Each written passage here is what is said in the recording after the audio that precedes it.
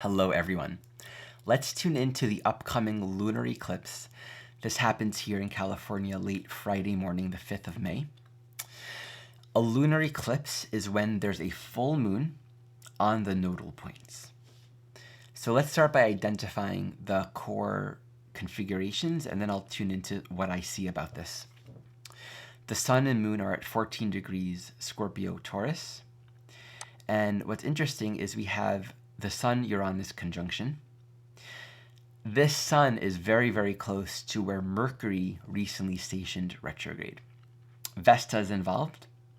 We have Mercury towards the end of its retrograde time, moving towards the North Node. It actually won't meet the North Node. What's interesting is Mercury in its whole retrograde is sort of journeying, ping-ponging in between Uranus and the North Node, never quite reaching either, but it's wedged in between the two, which is very meaningful to reflect upon. We have Jupiter conjunct the North Node. It's an out-of-sign conjunction, but it's very powerful because Jupiter is moving towards the North Node and is very soon to enter into Taurus. So let's unpack these signatures. First, in general, there are two kinds of lunar eclipses. There are lunar eclipses that will have a lot of energy constellated around the North Node, like what we have here. And there are lunar eclipses that will have a lot of energy constellated around the South Node. Obviously, the South Node and the North Node, one of them will have the moon, one of them will have the sun. It's very clear who the winner is, though. And there's a lot of energy around the North Node in this particular case. When the moon is on the South Node, we have to really tune into what's the meaning of that. So let's start by looking at that general meaning in any kind of eclipse. How do we understand the moon on the South Node versus the moon on the North Node? The moon, both natally and in transit, corresponds to how we're emotionally integrating experience moment by moment.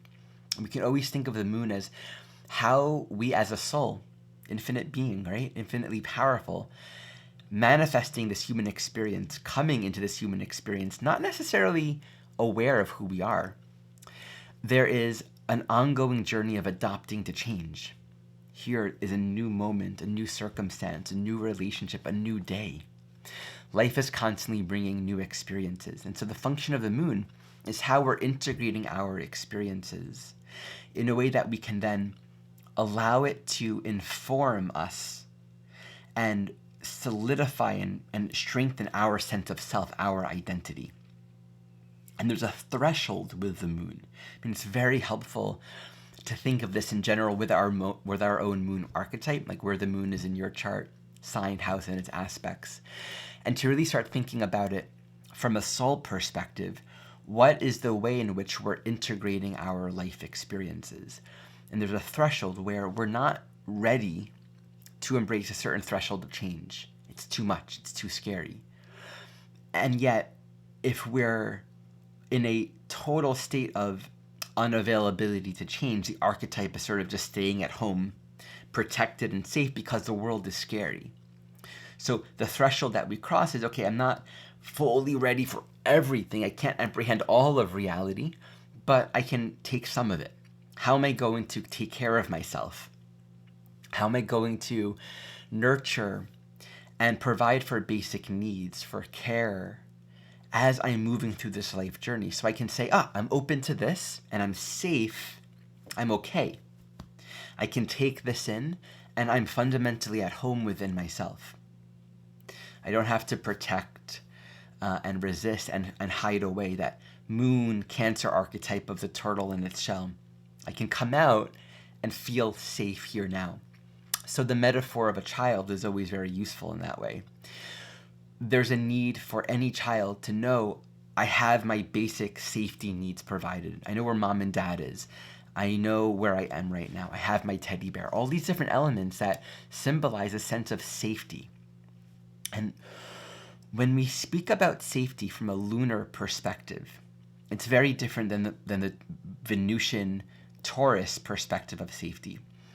They seem to have an overlap in appearances, right? Like there's a tactile quality to Venus and to Taurus of being fed, eating, and being held, touched, sensual, right? But from a lunar perspective, it's the emotional state of security, not necessarily just about physical sensual experience. So the archetype of safety is an energetic experience. It's very real.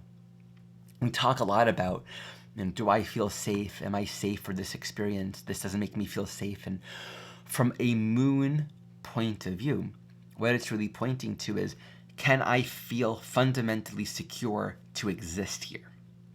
On an energetic level, in the same way that a child needs to know that they're loved, they're protected, their basic needs for care will be tended to.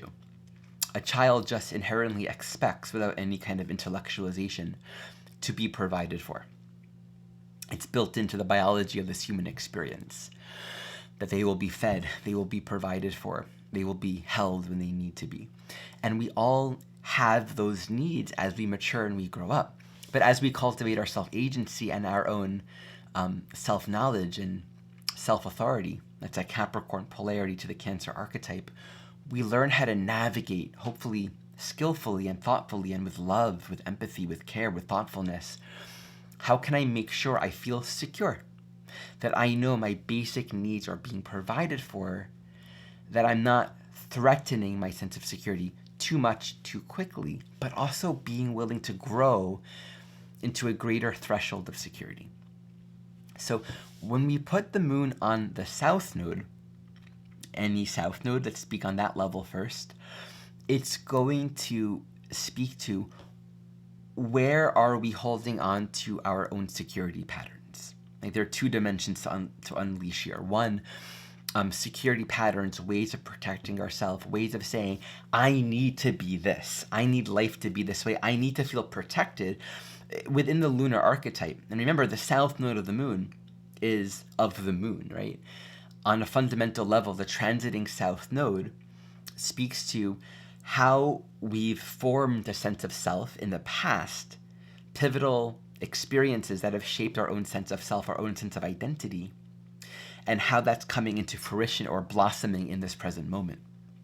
So I've come to know myself in this way. This is how I feel secure. This is how I feel safe. And one dynamic is, okay, I'm called to let go, or things are happening and I don't want to, right? So the challenge of moon south node eclipses, lunar eclipses, would be a very strong threat to our sense of security. Feeling like on a fundamental level, we're unprotected, we're unsafe, and that our deeper need for emotional care and safety is being threatened. On another level, one other dynamic that can manifest is where we've really developed that self-security, where we are empowered and secure within ourselves. We will find with that moon south node a greater capacity to stand in greater security and trust. And what would the word be? We can harvest and more fully manifest a state of wellness. Okay, I've been cultivating myself, learning who I am, doing my work, and here the south node moon is bringing up all the ways in which I know who I am.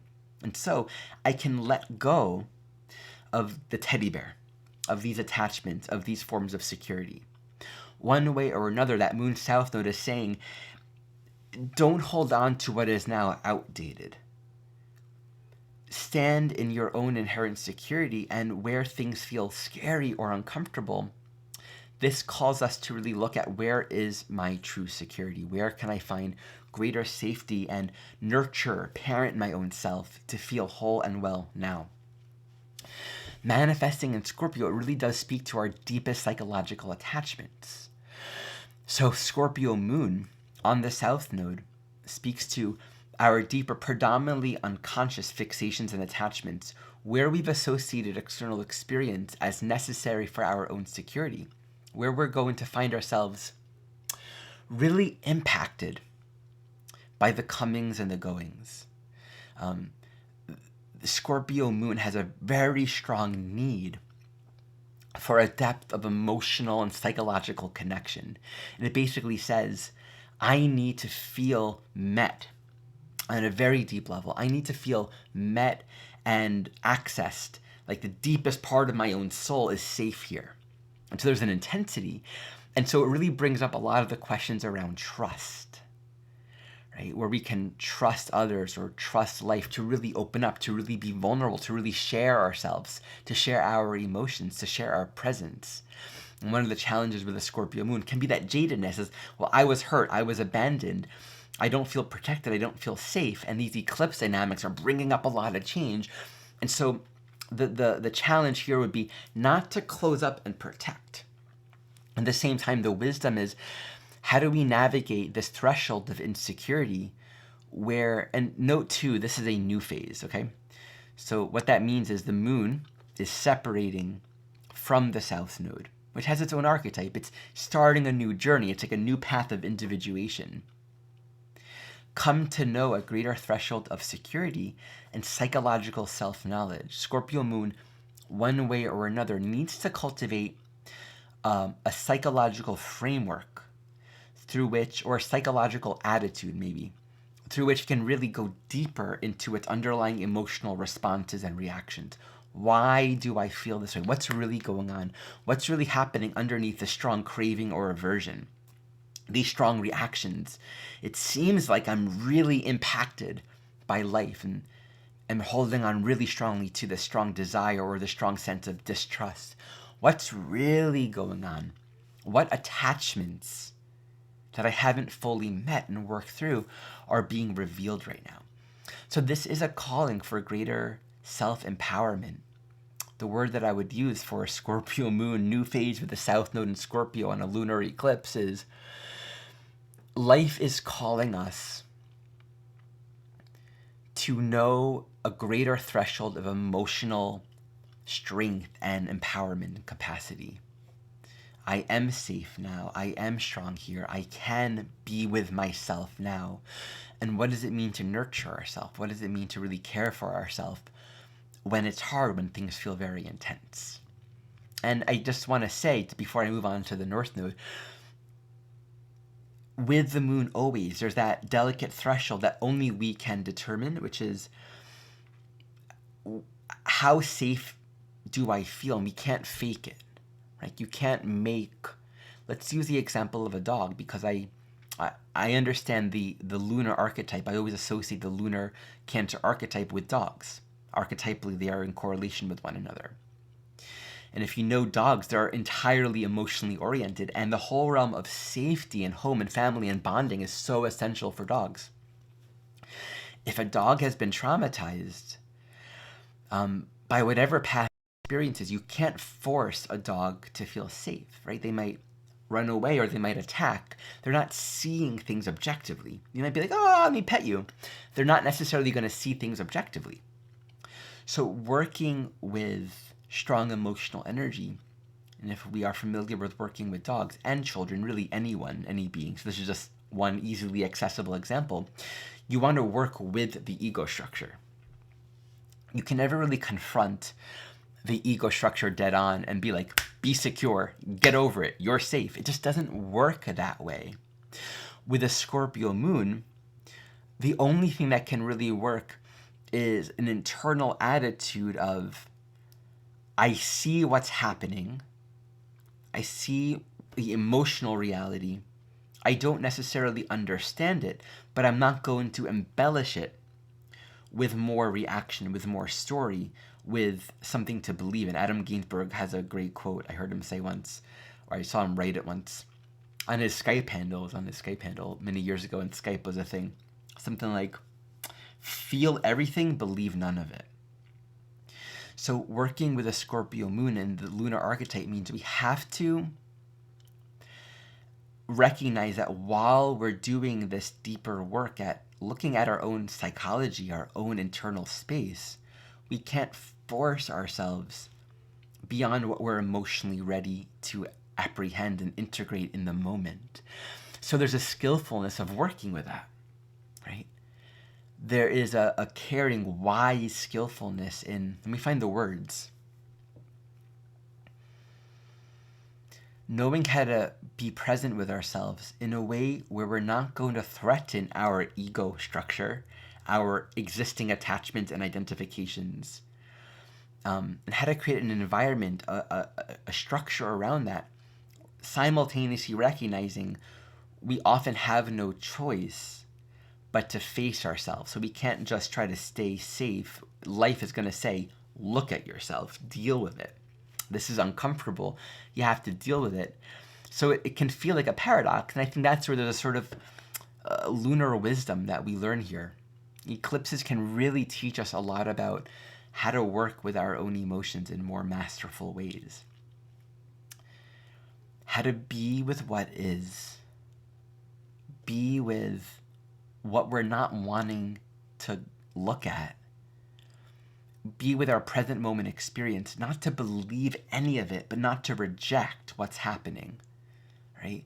And then it's like, how does a parent hold a loving, wise space for a scared child or an upset child? Or how do we work with a dog that's afraid? We move in gently. We move in gently. And I think that's the teaching here. We approach the core, the essence, through the emotional body. And the emotional body is almost like the gate that says, yes, I'm going to let you in. No, I'm not going to let you in. So just, sometimes you got to stand like this and just be there for a bit so that you can start to know your nervous system can be like, I'm safe here. And Scorpio, of course, resonates very well with any symbol that is vibrational in its essence. And this can be painting, it can be music, it can be mantra, it can be dancing, it can be meditation. Anything that allows us to be with an essential vibration. The more we connect with the vibratory reality of a situation and we kind of go deeper into the emotional experience, the more we are removed from the temptation to become fixated on external object focus, right? Like this person, this circumstance, this experience. Like, I'm just going to take some space from that, let it be there, and just find a way to gently kind of circumnavigate and be with what's here. Just be with the energy, be with the emotion. And there's always a lot of wisdom. The more we can just be with the emotional state itself, the more wisdom, the more insight there always is. Okay, so this Scorpio moon, new phase with the South Node, fundamentally speaks to there's a lot of release going on. And we are needing to cultivate a greater sense of empowerment and emotional empowerment, self-trust, and willingness to face our deeper soul content. Meanwhile, where's the evolutionary direction? If we stay in this dark place, we won't be able to move forward. And that's the trick here when the moon is on the South Node, in particular Scorpio. We don't want to get stuck in that whole realm of emotions and am I safe and all that. It can be very entangled and sort of endless. So the question is, Taurus, what are we living for?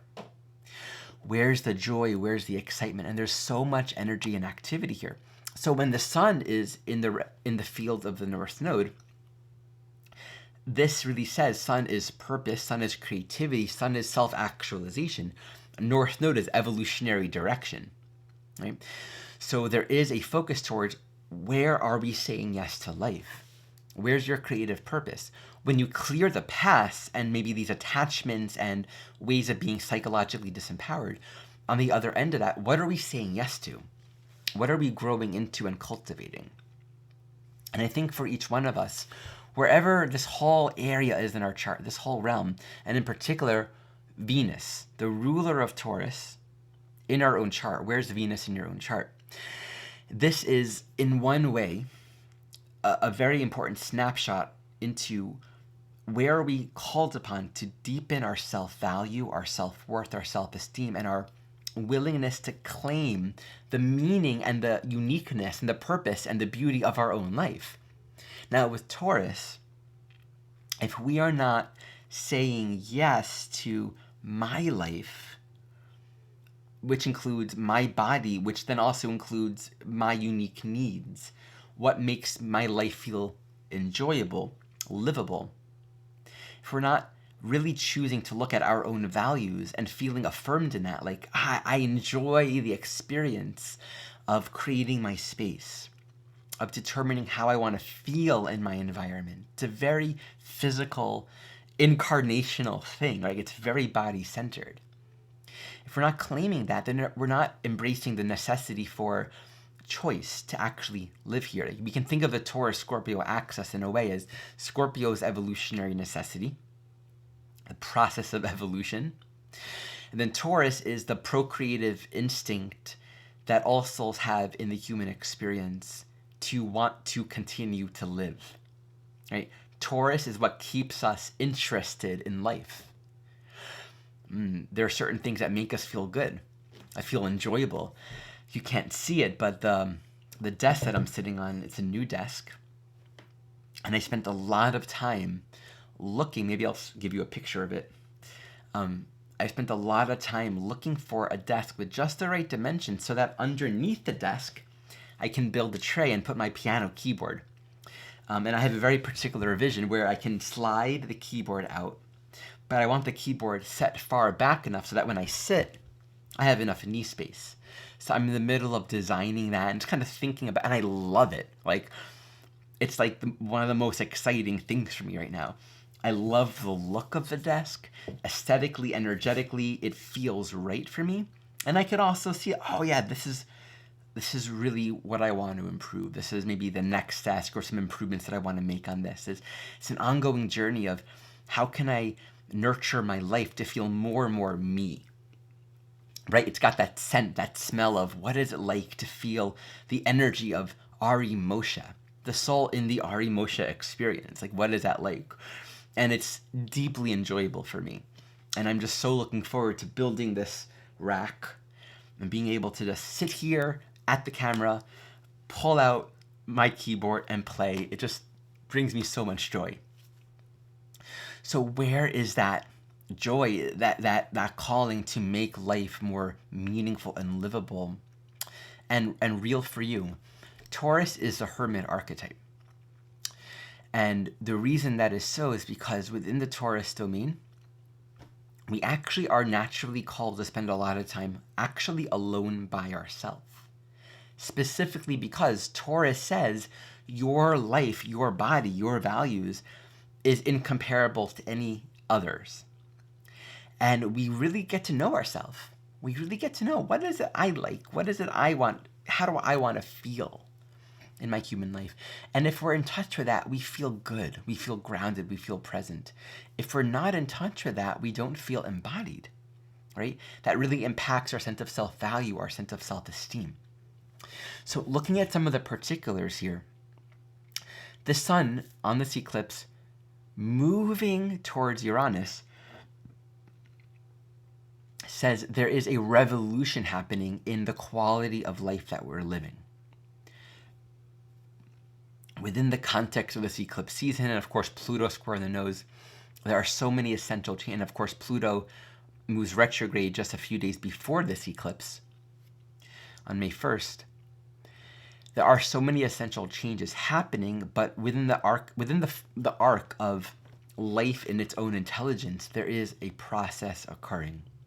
Something is happening. One great quote that I heard from Michael Singer, and this is a paraphrasing: if you want to understand why you keep on doing something, stop doing it and see what happens. And what that means for me is there is an intelligence and a flow to the unfolding of all things in life. And oftentimes, when we just release our fixations and our obsessions, we actually see what's happening and what wants to happen. And then also, we become more lucid and aware of why we are trying to manipulate circumstance. It's like when I stop trying to be a people pleaser, what do people do? What happens? Oh, this is what happens. And we kind of, from a more Uranian point of view, can watch how everything organizes itself on its own. And actually, we have a lot more than we thought we did. But our attachments and fixations don't really allow ourselves to directly see that. So what I would say here is to notice all that we do have. To notice all that we are worth. All that, and by worth, it's like all the goodness inside of us, all the things that we're excited about that is valuable. That which makes us excited about life. When we're less fixated on trying to control the particulars, we can really see what's there and become aware of, oh yeah, well, I just didn't know how valuable I was and how valuable my life is. So I thought I needed to control more. This Sun Uranus is saying, in the midst of change, allow yourself to feel the excitement, perhaps the exhilaration, perhaps the nervousness, perhaps the anxiety of what is yet to come. I think there's a lot of psychological pieces to uncover that we will still start to see, and we can allow that to unfold over time. But what's absolutely happening within that is we're coming into life in a deeper way. We're coming into a sense of, I claim this incarnation. I claim my purpose, Sun. So any kind of anxiety and pressure might also be simultaneously met with a sense of, I'm really called to step into something new. I was just listening to this great talk by, who's that really creative guy that's done musical recording for a lot of really great artists? Rick Rubin. Rick Rubin is so amazing. I'm just really enjoying listening to him. And he says, interestingly, before every recording project, there was always some sense of nervousness or anxiety that he would be present with. And that's a natural experience before a creative process, something that he loves doing. He loves being in the creative process. But that sense of nervousness, I think, is very natural because we're at that edge of, I've never known myself here before. I've never discovered what I'm going to discover. And in a way, that's scary. When we create, when we access deeper thresholds of creativity and joy within ourselves, when we do something we've never done before, be it art, be it music, be it a curriculum, be it designing, right? There's always some sense of, my life is changing and I'm stepping into something I've never known. It's exhilarating and it's also scary at the same time. And oftentimes Uranus can speak to that.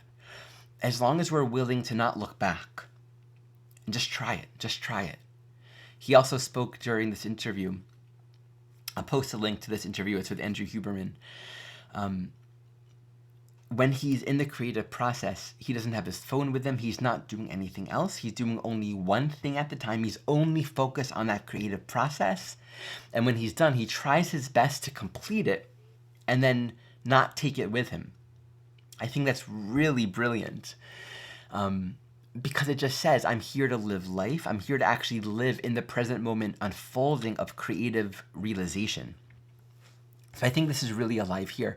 And with Vesta being involved, Vesta speaks this point of absolute devotion and commitment. It's where we're keeping the sacred flame alive. So this speaks to the question. And by the way, I wanted to say Mercury past Vesta. Mercury's going to go direct and then move over Vesta a final time. So Mercury's moving over Vesta 3 times. And so there's a lot of information, a lot of new perspective and new data coming about in terms of where we're called to commit to keeping the sacred fire of our life, the value and meaning of our life and our inherent worth. What is the life that we are here to live? What is our own value? What does it mean to manifest life experience that says, I'm here to live now? There's a teaching around filling a small room with everything that's meaningful. Right? You have a small room. Get rid of the clutter. Fill it with as much meaning as possible. So when you walk into it, what you see feels good. And what you're doing in it feels really relevant and good and alive for you. That's better than having a large room with lots and lots of clutter. When we fill our life, whatever our conditions are, as challenging or difficult or confusing as things might be, if we say yes to committing ourselves to the hearth, to that place inside of us that wants to be here, that wants to live a meaningful and happy and joyful life, we'll find ourselves saying, right now is the time to start. The studio isn't all set. I'm still going to record music, right? The website isn't done. I'm still going to put myself out there.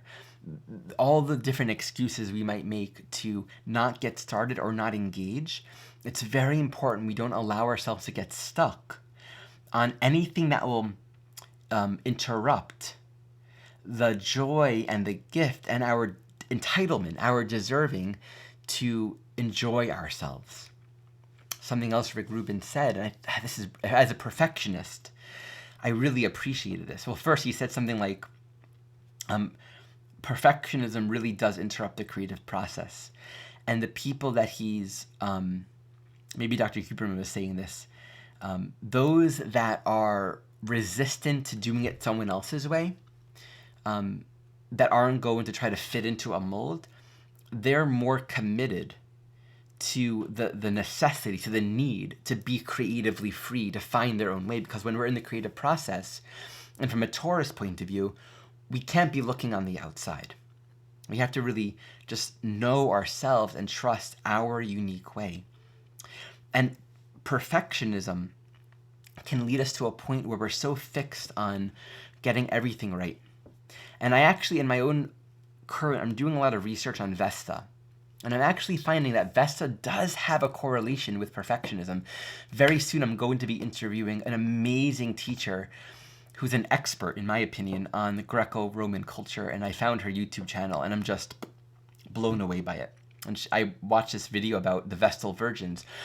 They lived a life where for 30 years in service, they had to do so many different chores and practices and routines, and it was meticulous. If they made a mistake, they were punished severely. And so they seldomly made mistakes. And their body was sacrosanct. Their whole, they were considered like holy people, because their entire life, their entire function was really creating the sacred space for the community. That's a lot of pressure. So within the psychology of Vesta can be a sort of perfectionism. And where does that interrupt the joy and the value of living our life now? So lastly, let's speak to this Mercury and this Jupiter. Mercury coming towards the end of its retrograde time. As I spoke earlier, it started this journey in an earlier video very close to Uranus when it's stationed retrograde. A part of what this reflects is there's a lot of new information, content, perspectives, I think, that are inherently uncomfortable, and perhaps in some way they're destabilizing. And it might feel like there's a lack of clarity in terms of where things are going. Now, the challenge with Taurus is that we want to be able to know, right? We want to hold on to something. This Mercury in Taurus retrograde coming towards the end on this eclipse says, be open to whatever information, whatever data, whatever conversations are happening, and take the time to get quiet with it. I think there's a lot of wisdom in not running to make big changes too soon. Anything that feels exciting and joyful, it's about enhancing our life, there's no reason not to explore it now. In terms of long-term direction, there's a lot in the works. There's a lot beginning to come together. Since Mercury is moving to station very close to the North Node, we can say, let me just take a moment to find the words. If we're quiet and receptive enough, there's a song that's singing. And the lyrics of that song, they might be a little more poetic, right? Mercury in Taurus is very poetic. Its words are more grounding, and it has a tonal quality to it, a rhythmic quality to it. It's grounding and it's sensual. And if we get quiet, we can hear those words and really allow it to inform a new way of thinking, a new way of moving forward. And the question is, what is it like to make choices, to start thinking new thoughts, making new plans from a completely different vantage point? And since it's so connected to Uranus, I just really want to emphasize, be willing to question the very structural reality that we are familiar with. We just have to have an open mind here. With Jupiter entering Taurus soon at the very end of Aries, it says we're about to enter a new journey of expand. Jupiter is going to be magnifying all of these. I'm very excited to speak more about Jupiter when Jupiter enters into Taurus. It's going to be magnifying all of these dynamics, and I really feel Jupiter moving through all these points will actually serve the purpose of helping us kind of grasp the insight and the clear vision that maybe we don't have right now in the midst of all these things kind of shaking up. So just allowing for Regarding this as well, Mercury is linear left brain, information data. Jupiter is intuitive right brain, okay? So allowing all of the new information and perspectives just come together and to feel the song of our life, to feel where it's all going. There's a new way of thinking and a path that we will soon walk. It's going to feel like a radically new journey, a pilgrimage, something that we've never experienced before. And it's helpful to remember, too, that before every big change in society, let's say, historically, the revolution and the effects of that revolution, what comes afterwards, could never have been predicted. Right? It's when big fundamental change happens, we always find ourselves just embracing the necessity for change, but then it's like, what are we creating? What are we doing? It takes time for that to be formed and realized and crystallized. So it would be incorrect thinking for us to try to know more than we can know right now. And I'll share one more reflection, and this is a little of an extension of something I was sharing in my last video on Pluto stationing retrograde. I spoke about something that I'm learning and thinking deeply about right now. The energy of thoroughness. Not stopping when we feel like stopping, right? When we're tired, but stopping when we're done. And it's this energetic gesture of going a little further, doing a little more than the bare minimum, right? It's like, for me, it's been this like exploration of I can finish cleaning the kitchen, or I can do a little more and clean the stovetop. And then what is it like to push that threshold where my bare minimum is now greater than what it's been before, because I was willing to go a little further and finding more areas where we can go a little further. So when we apply this idea to Mercury here, the perspective that I would want to offer is the temptation to crystallize a logical framework to understand our life versus being a little more uncomfortable and a little more peaceful in that discomfort. Can I find a little more joy and poetry and music and dance and art here? Can I find a little more embodiment and celebration of life here in this discomfort? Like, where do we let go of that? Where do we feel like, all right, that's enough, feeling good?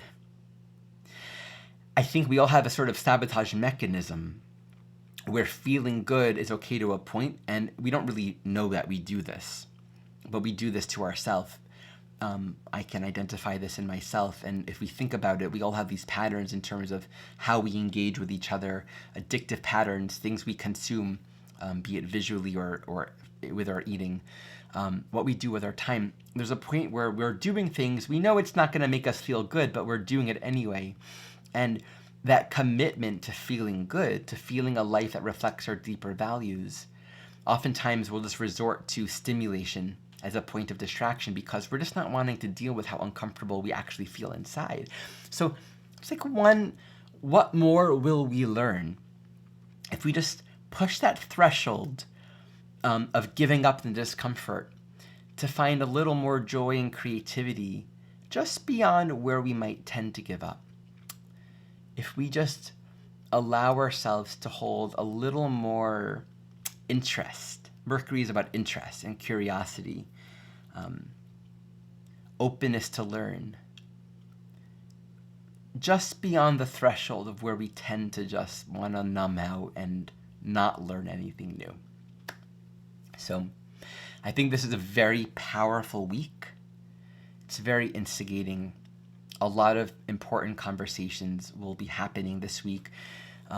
Around the time that Pluto stations retrograde, Mercury and the Sun will conjunct each other at 11 degrees Taurus. That's going to be a very essentialized point.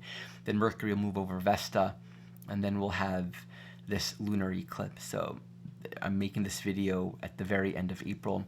The next 5-6 days, I think a lot of new information and content will be explored during this time. And I just want to bless us and offer that empowerment to deepen our embodied live experience of joy and creativity and a meaningful life in the midst of all of it. Thank you for watching.